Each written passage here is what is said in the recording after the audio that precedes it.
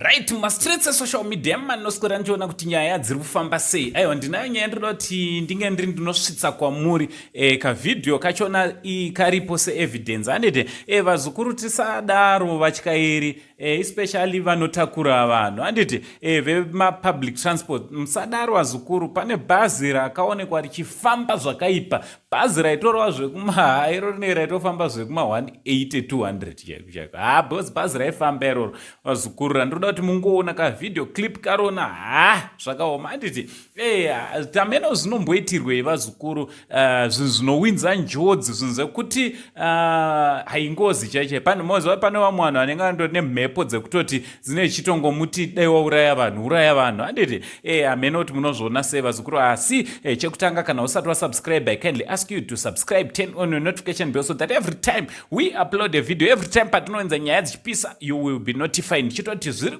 kudi kwese kwamuri vazukuru vasekuru said pano pa number 1 YouTube channel penyu pamunofarira vazukuru.